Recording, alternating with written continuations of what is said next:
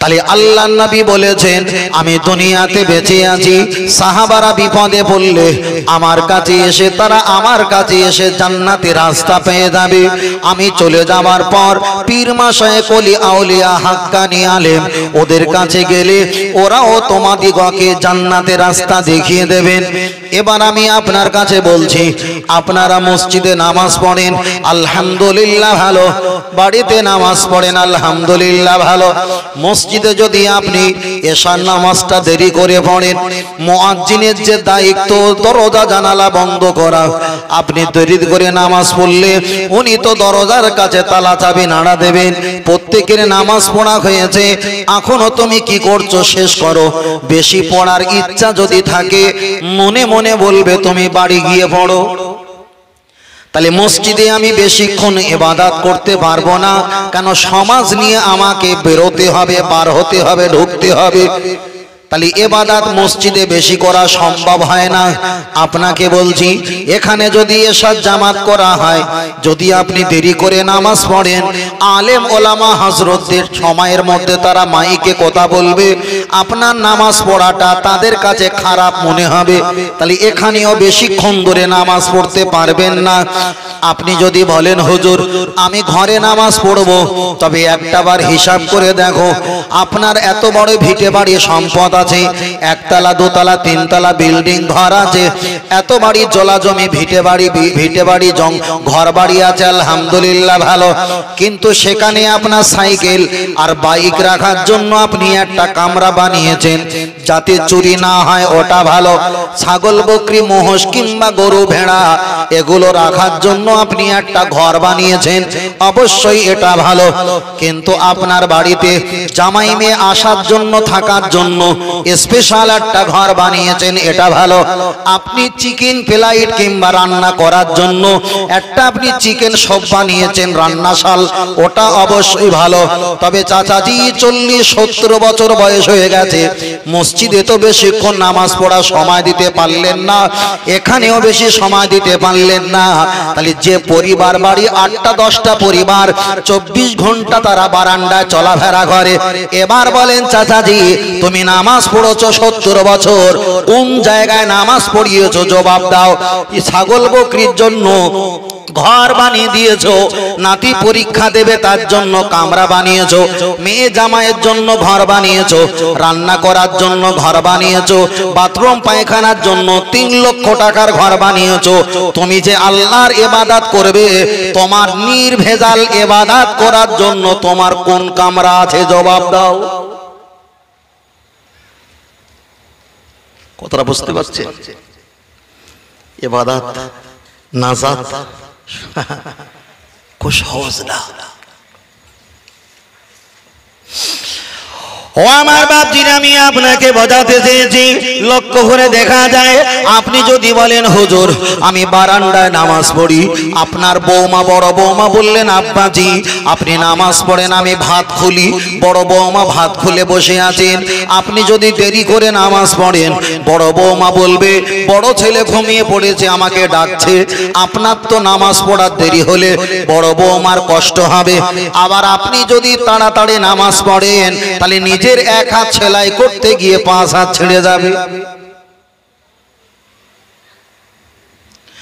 আপনি যদি বলেন হুজুর আমি ঘরে নামাজ পড়ি, অধিকাংশ কামরা হলো 10-12 কিংবা 8-10, একটা খাট পড়লে, আলমারি ড্রেসিং টেবিলে একটা চেয়ার রাখলে আর শোকেস আলমারি রাখলে, আপনি হিসাব করে বলেন ওই ঘরে কি নামাজ পড়া সম্ভব হতে পারে? তাহলে মসজিদে ইবাদত করার সুযোগ আপনি পেলেন না, আপনি এখানেও পেলেন না, আপনি আপনার ঘরে বারান্দাও নিরাপত্তা পেলেন না, আপনার ঘর বানিয়েছেন লক্ষ টাকা দিয়ে, সেখানেও আপনি সুস্থ হালাতে ইবাদত করার জায়গা পেলেন না। তাহলে পরের জন্য জায়গা ঘর করে দিয়েছো, কামরা করে দিয়েছো, 3 লক্ষ টাকার বাথরুম বানিয়েছো, 1 লক্ষ টাকা দিয়ে পলিথিন দিয়ে বাইক সাইকেল রাখার ঘর বানিয়েছো, রান্নাশাল বানিয়েছো, ছেলে মেয়ে নাতির পরীক্ষার জন্য স্পেশাল কামরা বানিয়েছো। এবার নিজের তোলা ফাঁকা হয়েছে না হয়নি? আমার কথা বুঝতে পারছো ভাই?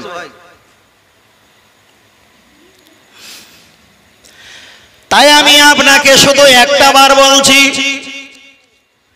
আল্লাহকে খুশি করতে গেলে, আল্লাহকে রাজি করতে গেলে আপনাকে কিভাবে নামাজ পড়তে হবে পৃথিবীর কোনো আলেম বলবে না, এটাই আপনাকে পীর সাহেব আপনাকে বলবে। যারা পীর মুরিদি তারাই আপনাকে বলবে। যদি বলেন কেন, আপনি ফুরফুরা শরীফে যাবেন, যদি কোনো পীর সাহেব হুজুর থাকে, মুরিদদের সঙ্গে কথা বলার জন্য ওপেন একটা ধলুস ঘর করা আছে, সেখানে মুরিদরা এসে বসে বসে কথা বলবে। কামরায় চলে যাবে, স্পেশাল একটা হজরাখানা আছে, হুজুর সেখানে রাত জেগে জেগে ইবাদত করবে। বাড়ির পরিবারের কামরা যাবে, ছেলে মেয়ে বিয়ে বাচ্চা নাতি পোতা বাপ মা আছে, তাদের সঙ্গে সম্পর্ক হবে। তাহলে একটা পরিচয় হলো বাড়ি পরিবারের সঙ্গে, একটা পরিচয় হলো মুরিদদের সঙ্গে, আর একটা পরিচয় হলো ছোট্ট কামরা আমার নাজাত পাওয়ার জন্য, আমার আল্লাহর সঙ্গে সম্পর্ক রাখার জন্য একটা কামরা। কিন্তু সমাজে দেখো, আমরাই তো এত বছর ধরে ইবাদত করে দাড়িটা সাদা করে ফেলেছি, কিন্তু আল্লাহর প্রতি ইবাদত করার জন্য যাতে আমার নাতি পোতা বিয়ে বাচ্চা ডিস্টার্ব না করে, এমন কোন স্পেশাল ছোট কামরা কি আমরা বানিয়েছি? এবার যদি বলেন হুজুর বানাইনি, নামাজ পড়েছি, তোমার নামাজ 99.% আল্লাহর দরবারে গেছে কিনা আমার সন্দেহ হচ্ছে। 99.%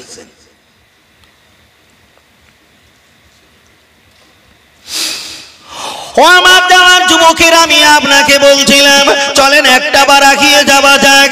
এত বছর তো বয়স হয়ে গেল, লক্ষ টাকা মসজিদে দান করেছেন, জলসায় 2000, 4000, 5000, 15টা বছর ধরে আপনারা আমরা দান করেছি।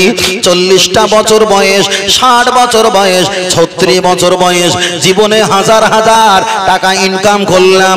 রাতে এ জেলা ও জেলা বিভিন্ন জেলায় ঘুরলাম, নবী নবী বলে প্রশংসা করলাম। একটা বার কি বুকে হাত দিয়ে বলতে পারবো আমি শয়নে স্বপনে ঘুমের হালাতে রাসূলুল্লাহ দিদার পেয়েছি? তাহলে একদিকে নামাজের সুবিধা আমি হারালাম, অপর দিকে নবীর দিদার আমি হারালাম। এবার যদি বলি আমি জান্নাতে যাব, তাহলে এটাই তো বিয়ে না করে সন্তানের আশা।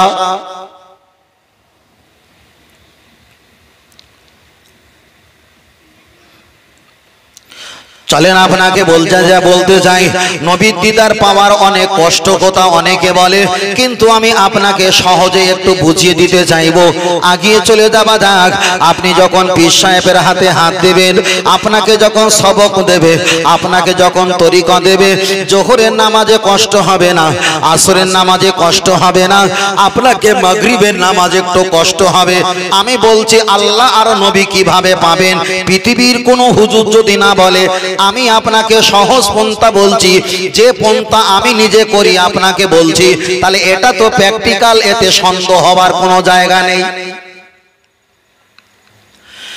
মাগরিবের নামাজের শেষে আপনি 3 বার সূরা, 3 বার তওবা শরীফ, 3 বার সূরা ফাতিহা শরীফ, 10 বার কুল আল্লাহ শরীফ, ইখলাস শরীফ, 11 বার দরুদ শরীফ পাঠ করে আপনি শুধু মোনাজাত করবেন পীর মাশায়েখ বাপ মার দরবারে।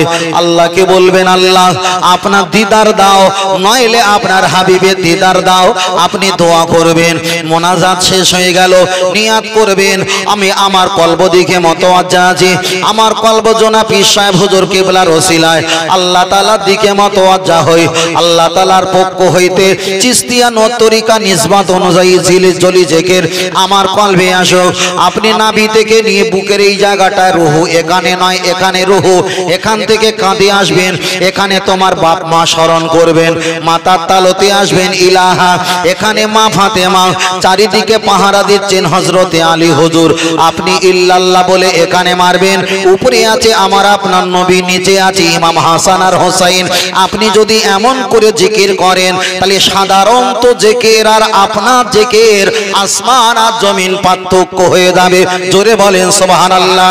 চাচাজি 40টা বছর তো বলেছো আমি পীরের মুরিদ, 60টা বছর ধরে বলেছো হুজুরকে মানি, এমন জিকির কি আপনি জীবনে একটা সপ্তাহ করেছেন?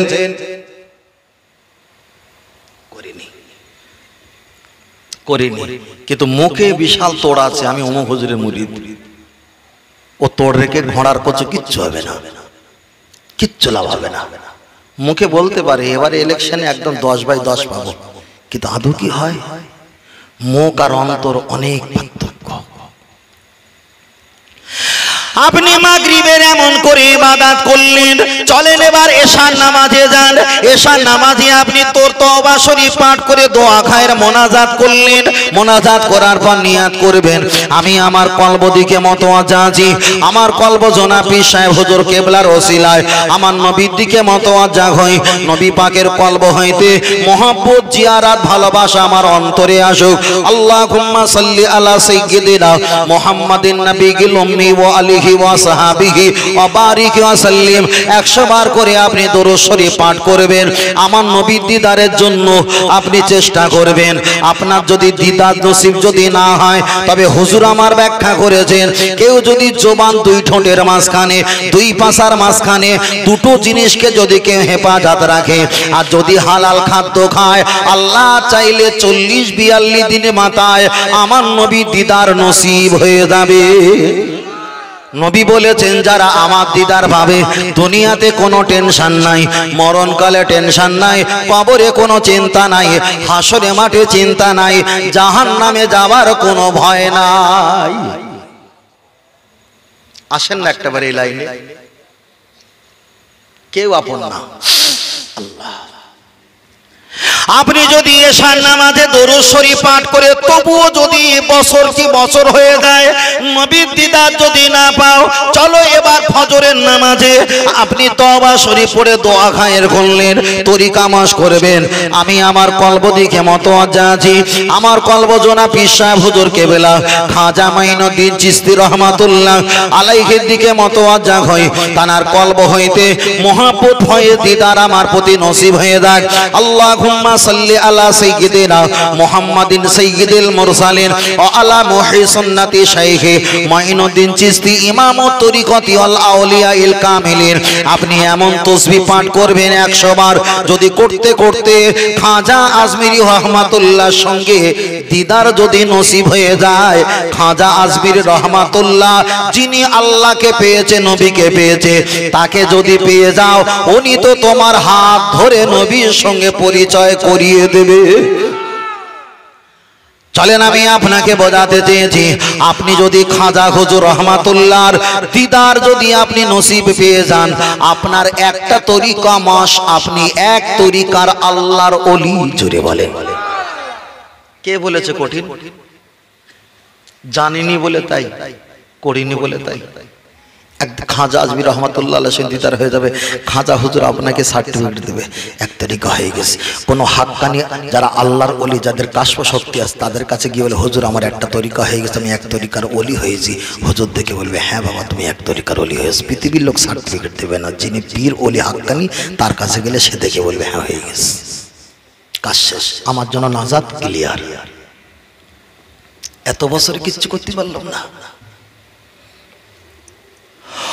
ও আমার বাতিরা, চলে না গিয়ে যাওয়া যায়, লক্ষ্য করে দেখা যায়, আপনি যদি একদিন নয়, 2 দিন নয়, আপনি একটা ঘর বানাও, অনেক বাড়ি পরিবারে রাখার জন্য আপনার ঘর বানিয়েছেন, আপনি একটা ছোট করে ঘর বানাও, ওই ঘরের ভিতরে আপনার মাথার টুপি, আপনার রুমাল, হাজি রুমাল, আপনার ওন্না, আপনার জামা লুঙ্গি, কিছু পানির বোতল, কিছু শুকনো খাবার ওই জায়গায় থাকবে, নামাজের মুসাল্লা থাকবে। আপনি জোহরে নামাজ পড়েন, আসরের নামাজ পড়েন, মাগরিবের নামাজ পড়ে ইয়া রাফিউ ইয়া দাইহি আল্লাহর দরবারে একটু কান্নার চেষ্টা করেন। আপনার কান্না আসলো না, চেষ্টা করেছেন, ছেড়ে দাও। এশার নামাজের পরে একটু আল্লাহর কাছে কান্নার চেষ্টা করো, কান্না আসলো না, ছেড়ে দাও। ফজরের নামাজে একটু কান্না চেষ্টা করো, কান্না আসলো না, ছেড়ে দাও। আপনি একদিন নয়, 2 দিন নয়, 1 সপ্তাহ নয়, 2 সপ্তাহ নয়, মাসকে মাস যখন করবে, আল্লাহর দরবারে যখন কান্না চেষ্টা করে চোখ থেকে যখন অটোমেটিক পানি জারি হয়ে যাবে, তখন বুক ফুঁকে আল্লাহর শুকরিয়া করে বলবে, আল্লাহ এতদিন আমার গুনার ভাগ বেশি ছিল, নেকির ভাগ কম ছিল, কিন্তু আমার রহমত দিয়ে আমার অন্তরের দরজা খুলে দিয়ে চোখ থেকে যখন পানি জারি হয়েছে, আমার দিল, আমার অন্তর বলে, আল্লাহ আপনি আমার প্রতি রাজি হয়ে গেছেন।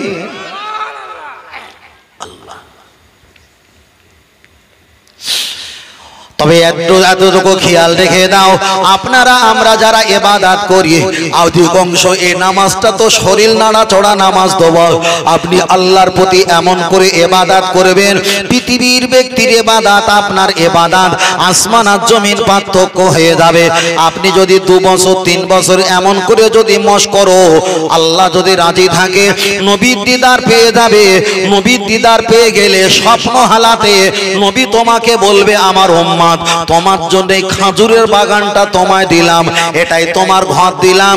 তুমি যখন স্বপ্ন হালাতে আমার দিদার পাবে, স্বপ্ন যখন দেখবে তুমি এই ঘরে এসে বিশ্রাম করবে আর এখানে তুমি খেজুরের ফল খাবে। 70টা ফেরেশতা দুনিয়াতে আমি হাজির করব, তোমার বিপদ আপদ থেকে হেফাজত করবে। ওই জন্য আল্লাহর কোরআন জানিয়েছে, আলা ইন্না আউলিয়া আল্লাহি লা খাউফুন আলাইহিম ওয়ালা হুম ইয়াহজানুন। ওলিদের ভয় নেই। কেন ভয় নেই? নবী দিদার পেয়েছে, আল্লাহর পক্ষ থেকে হেফাজতের জন্য 70টা ফেরেশতা 24 ঘন্টা তার পিছনে ফিট করে দিয়েছে। আল্লাহ, আর বেশি কিছু এর ভিতরে যাওয়া যাবে না।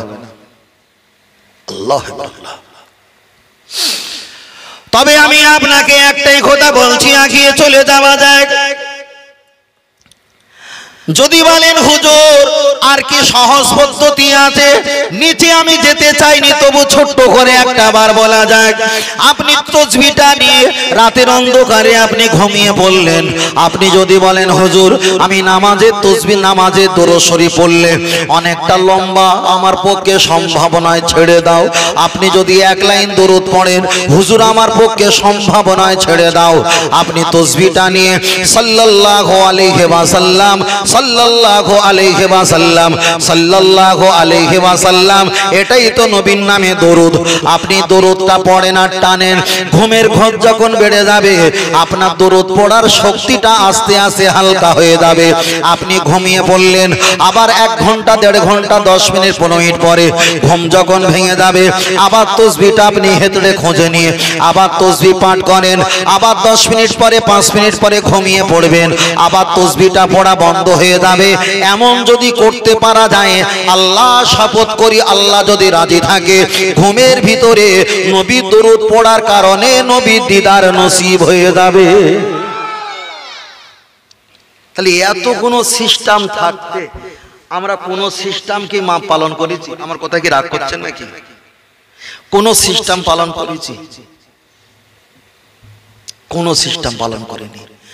নাতির পাশায় ফোড়া হয়েছে কেঁদেছি, বৌমার অপারেশন করতে হয়েছে, বাচ্চা সন্তান আসার জন্য কেঁদেছি, বড় ছেলে চাকরি রিটার্ন হয়ে গেছে কেঁদেছি, পাশের বাড়ি একজন হঠাৎ মারা গেছে কেঁদেছি। মান আরাফা নাফসাহু ফাকাদ আরাফা রাব্বাহু, যে নিজে নিজের জন্য কাঁদে সে তো মুহূর্তে আল্লাহকে চিনে ফেলে। নিজের জন্য খুব কম কাঁদি, তাই না? নিজের জন্য কোরআন বলেছে কো আনফুসাকুম ওয়া আহলিকুম নারা, আগে নিজে বাঁচো, বাড়ি পরিবার সদস্যকে বাঁচাও, আগে নিজে বাঁচো। তবে আপনার কাছে একটাই কথা বলছি, লক্ষ্য করে দেখা যায় এটা হলো পিত্তরি করে কথা আমি আপনার কাছে বললাম। ও বাপজিরা খুব ভালো করে খেয়াল করে দেখবেন, এমন কিছু আমাদের সমাজে ব্যক্তিরা আছে বলতে চায় না, কিন্তু আমি তাদের দেখে কন্ডিশনটা কিছুটা বুঝতে পেরে জিজ্ঞাসা করলাম, দাদু ভাই নবীর দিদার কতবার হয়েছে বলো? ফাঁকি দিলে হবে না। দাদু ভাই আমার কানে কানে বললেন 9 বার। মনটা ছোট হয়ে যায়। আবার দাদু ভাইকে পরের মাসে জিজ্ঞাসা করলাম, নবীর দিদার কতবার হয়েছে? দাদু ভাই বলছে 13 বার। আবার পরের মাসে জিজ্ঞাসা করলাম, দাদু ভাই নবীর দিদার কতবার হয়েছে? বলল বাবা আমাকে জ্বালাস না। দাদু ভাই একটা বার বলো। বলল এই পর্যন্ত 21 বার হয়ে গেছে।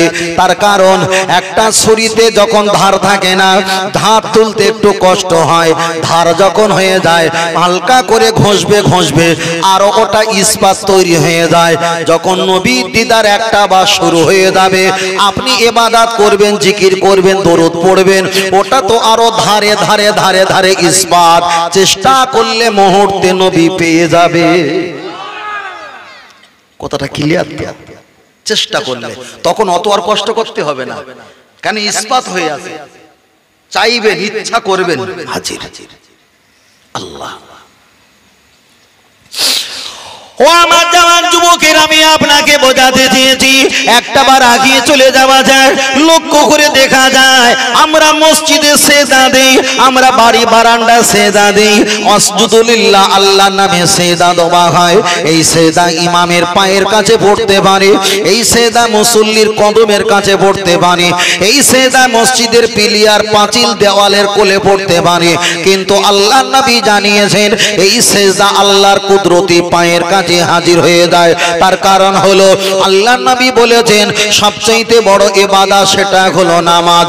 আল্লাহর নবী বললেন আফদালুল ইবাদাত ইবাদাতি সালাত, সবচেয়ে বড় ইবাদত হলো নামাজ। তাহলে সেই নামাজটা যদি বড় ইবাদত হয়, হিসাব করে দেখেছেন ওই নামাজে আল্লাহর নিয়ম যতটা না আছে আমার নবীর নিয়ম তার চাইতে বেশি আছে। যদি বলেন হুজুর ব্যাখ্যা বলো, হয়তো আপনারা জীবনে শোনেননি, আর যদি বা শুনে থাকেন সংখ্যায় কম, এটা আমি দায়িত্ব নিয়ে বলছি। আগিয়ে যাও, মসজিদে নামাজ পড়তে যাবেন কিংবা বাড়িতে নামাজ পড়বেন, নামাজ পড়তে গেলে কোরআন লাগে না হাদিস লাগে? কথা বলেন বাবু, নামাজ পড়তে গেলে কোরআন লাগে না হাদিস লাগে? কোরআন লাগে। নামাজ পড়তে গেলে কোরআন লাগে, কিন্তু আল্লাহ নবীকে এত ভালোবাসে, আপনি মসজিদে যখন নামাজ পড়তে যাবেন তখন আপনি প্রথমে ডান পা দিয়েছেন, মসজিদে ডান পা দিতে হয়। এটা কোরআনের ব্যাখ্যা না হাদিসের ব্যাখ্যা? এটা হলো হাদিস। আপনি মসজিদে উঠে আল্লাহুম্মা আফতালি আবু আবা রাহমাতিক আপনি দোয়া পড়বেন, এটা কোরআন নয়, এটা হলো হাদিস। আপনি মসজিদে গিয়ে ইলা শাহামাতি উদুনাইহি কানের লতির কাছ কিংবা কান পর্যন্ত হাত ঠেকাবেন, এটা কোরআন নয়, এটা হাদিস। আপনি নিয়াত করবেন, নিয়াতটা কোরআন নয়, ইন্নামাল আমালু বিন্নিয়াত, ওটা হলো হাদিস। আপনি তাহারিমা বাঁধবেন নাভির নিচে, ওটা কোরআন নয়, ওটা হলো হাদিস। আপনি সুবহানাকা আল্লাহুম্মা বিহামদিকা দোয়া সানা পাঠ করবেন, ওটা কোরআন নয়, ওটা হলো হাদিস। আপনি আউযু বিল্লাহি মিনাশ শাইতানির রাজিম বলবেন, কোরআন পড়তে গেলে পড়ি, তবে কোরআনের কোনো আয়াত নয়, ওটা হলো হাদিস। প্রতি সূরা পড়তে গেলে বিসমিল্লাহির রহমানির রহিম পড়ি, ওটা কোরআনের আয়াত নয়, ওই জন্য সূরার উপরে লেখা আছে, সূরার ভিতরে নেই, ওটা হলো হাদিস। আপনি এত দূর পর্যন্ত এসেছেন নামাজ পড়তে, এতক্ষণ পর্যন্ত হাদিস চলছিল, কোরআন ছিল না। এরপরে সূরা ফাতিহা পড়লেন, ওটা হলো কোরআন, আর একটা সূরা পাঠ করলেন, ওটা হলো কোরআন। আল্লাহু আকবার বললেন হাঁটুতে হাত দিয়ে, ওটা হলো হাদিস। সুবহানা রাব্বিয়াল আযীম বললেন, ওটা হলো হাদিস। সামি আল্লাহু লিমান হামিদা বললেন, ওটা হলো হাদিস। রব্বানা লাকাল হাম, ওটা কোরআন নয়, ওটা হলো হাদিস। আল্লাহু আকবার বলে সিজদায় গেলেন, ওটা হলো হাদিস। সুবহান রাব্বিয়াল আলা বললেন, ওটা কোরআনে আসেনি, ওটা হলো হাদিস। সিজদা দুই সিজদার মাঝখানে দোয়া পড়লেন, ওটা হলো হাদিস। আত-তাহিয়াতু বললেন, ওটা হলো হাদিস। দরুদ শরীফ পাঠ করলেন, ওটা হলো হাদিস। আপনি দোয়া মাসুরা পাঠ করলেন, ওটা হলো হাদিস। আপনি ডান দিকে সালাম ফিরালেন, আল্লাহর নবী বলেছেন আসসালামু ক্বাবলাল কালাম, ওটা হলো হাদিস। আল্লাহুম্মা আমিন বললেন, কোরআন নয়, ওটা হলো হাদিস। মোনাজাতের শেষে বিরহমাতিকা কিংবা পূর্ণাঙ্গ কলেমা লা ইলাহা ইল্লাল্লাহু মুহাম্মাদুর রাসূলুল্লাহ বললেন, ওটা হলো হাদিস। কিন্তু সবচাইতে বড় ইবাদত হলো নামাজ, আর সেই নামাজে কোরআনের পার্সেন্টেজ হলো 2%, নবীর পার্সেন্টেজ হলো 8%। এখানে প্রমাণ হয়ে যায় নবী ছাড়া আল্লাহকে পাওয়া অসম্ভব। আরেকটু জোরে বলে, আমি কি কোনো গল্প করছি? আমি অনেক হাদিস পড়া যেতে পারে, হয়তো আমরা সেভাবে বুঝতে পারবো না, যেভাবে বুঝতে পারবো আমি সেই বাংলা ভাষায় সহজে বলার চেষ্টা করছি। আল্লাহ ও আমার বাপীরা, চলে না গিয়ে যাওয়া যায়, তাহলে ওটাই হলো সবচাইতে বড় ইবাদত। ইবাদত করতে গেলে আগে হাদিস পড়তে হয়, শেষে হাদিস পড়তে হয়। আপনি কোরআন পড়বেন, আগে হাদিস পড়তে হয়। আউযু বিল্লাহ বিসমিল্লাহ, ওটা হলো হাদিস।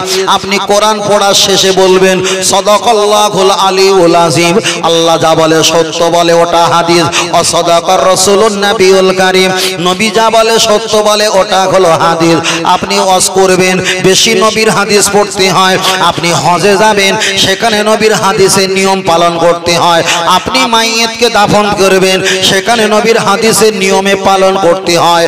ওই জন্য আমার আল্লাহকে পেতে গেলে আমার নবীকে ফলো করতে হয়। কেন নবী বলেছেন আমি মুহাম্মদ সাল্লাল্লাহু আলাইহি ওয়াসাল্লাম যেখানে আমার আল্লাহ রহমত আর বরকত সেখানে। আল্লাহ আল্লাহ। ও আমার বাপজির, আমি আপনাকে বোঝাতে চাই, তাহলে রাসূল বলেছেন আমি নবী যেখানে আমার আল্লাহ রহমত দয়া মায়া সেখানে।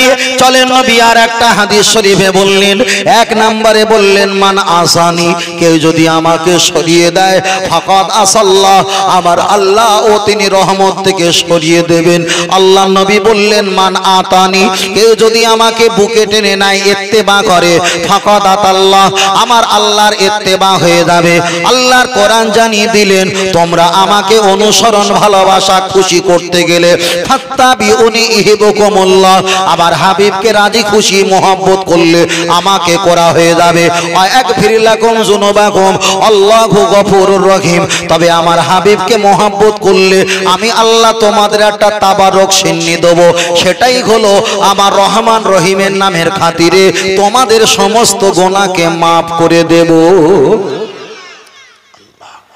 অনেক সমাজে দল মত বার হয়েছে, এটা হালাম ওটা হারাম, ওটা জায়েজ ওটা না জায়েজ, ওটা বেদাত ওটা হাদিসে নেই, ওটা নবী ভুল বলেছে, ওটা এ করেছে সেই করেছে।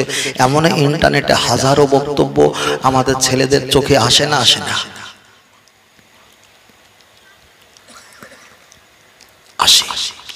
রাসূল একটা হাদিস শরীফ বলেছে লা ইয়াবকা মিনাল ইসলামি ইল্লা ইসমু, পৃথিবীতে ইসলাম থাকবে কিন্তু ঈমান থাকবে না। শুধু এই হাদিসটাই মাঝে মাঝে খেয়াল করবেন যে পৃথিবীতে ইসলাম থাকবে কিন্তু ঈমান থাকবে না। যারা ওইগুলো করছে ওদের ভিতরে ইসলাম আছে কিন্তু ঈমান নেই। কোরআন হাদিসের ক্যামেরালে দেখবে ইসলাম আছে ঈমান নেই। নবীর পক্ষে যা বলবো সব বলবে, এগুলো জয়ীব, এগুলো জাল হাদিস, এগুলো মিথ্যা, এগুলো বানোয়াট, কোনো হাদিস নেই।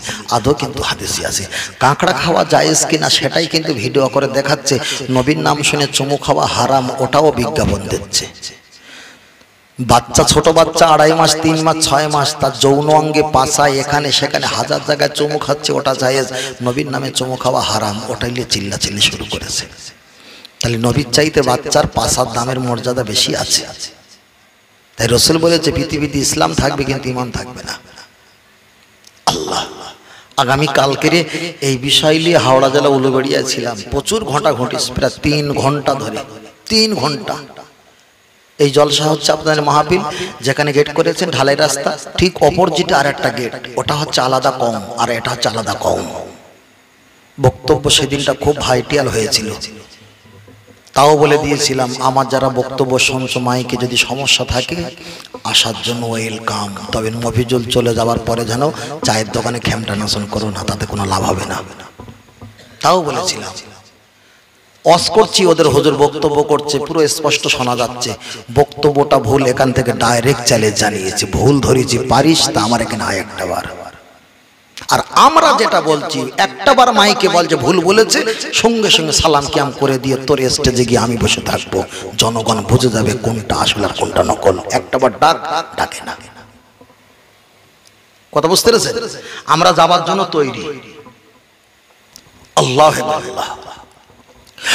ও আমার বাপজির, আমি আপনাকে বোঝাতে চেয়েছি, চলেন একটা বার আগিয়ে যাওয়া যাক।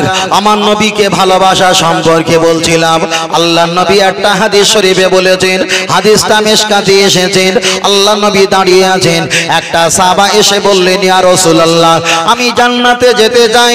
নবী বললেন তুমি জান্নাতে যাবেন, বালহুম ইউসাল্লুনা, কতটা নামাজ পড়লেন? হুজুর আমি বেশি নামাজ পড়তে পারি না। আল্লাহ নবী পরে জিজ্ঞাসা করলেন আয়াসুবুনা, তুমি কতটা রোজা রাখো? হুজুর আমি ফরজ রোজা রাখি কিন্তু বেশি রোজা রাখতে পারি না। আল্লাহ নবী পরে জিজ্ঞাসা করলেন আয়াহুদ্দুনা, তুমি কতবার হজ করেছো? হুজুর আমি বেশি হজ করতে পারলাম না। আল্লাহ নবী গালটা চেপে হেসে বললেন ও আমার সাহাবা, এতটা নামাজ এতটা রোজা এতটা হজ নিয়ে তুমি কি করে জান্নাতে যাবে? জবাব দাও। সাহাবাটা কেঁদে বললেন হুজুর আমার ভিতরে নামাজ রোজা হজ যাকাত কম আছে, আছে স্বীকার করলাম, কিন্তু আপনার ভালোবাসা আমার অন্তরে আমি ঘাটতি দেই না। সাহাবাটা হেঁটে চলে গেলেন। আল্লাহ নবী বললেন, বাবা সাহাবা, পৃথিবীতে কোনো জান্নাতি ব্যক্তি যদি জীবিত অবস্থায় দেখতে যদি চাও, তোমরা ঘর থেকে বার হও। যিনি পৃথিবীর অপেক্ষায় আমাকে ভালোবাসা সবচাইতে দাবিদার করেছেন, ওই ব্যক্তি হলো দুনিয়াতে জান্নাতি। জান্নাতি